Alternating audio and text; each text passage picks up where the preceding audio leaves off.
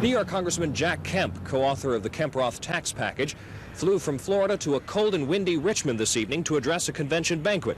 At Byrd Airport, Kemp told reporters, "Well, I've got nothing against Senator Byrd. He's a friend of mine, but I think Paul Tribble is really a man for the 80s. It isn't against Byrd, it's just for Tribble." That, of course, is the concern of the delegates attending today's opening session of the GOP state convention, the possible reemergence of Senator Harry Byrd, who could drain money and votes away from the Tribble campaign and hand the election to the Democrats. But most of those attending today's session said they would back Tribble no matter what Byrd did. I'm a Republican, and he's our candidate. Well, a lot of Republicans say they might vote for Senator Byrd if he decides to come back into the race. Well, I'm not a lot of Republicans. I'm only one, and I'm going to vote for Paul Tribble. As for the Democrats, Joel Rubin tells us from their state convention in Roanoke that they haven't figured out who they're going to put up against Paul Tribble for the Senate race. Here's Joel's report. The Democratic Party in Virginia and the term disarray have become synonymous in the past few weeks.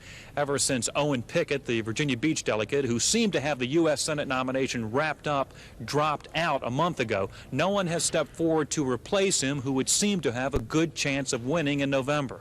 There are candidates, to be sure, like Rocky Mount State Senator Virgil Goode and Fairfax Commonwealth Attorney Robert Horan. But the word is most of the 3,500 delegates will ignore them tomorrow when the nominating process begins and turn instead to the candidate in waiting, Lieutenant Governor Richard Davis of Portsmouth. Davis has said he'll accept a draft if the convention is deadlocked. That seems likely to happen, and it would suit Portsmouth delegate Johnny Joannou just fine. I think he's our best candidate. He's well known throughout the state. He's a good, solid businessman. He's been mayor of a large urban area. He's got everything going for him and what we need in Virginia today. So the nomination would appear to be Richard Davis's if he wants it. If the lieutenant governor decides early that he'll carry the party's banner, we could have a short day tomorrow.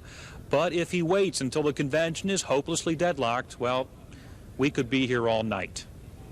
At the Democratic Convention in Roanoke, this is Joel Rubin, the Daily News.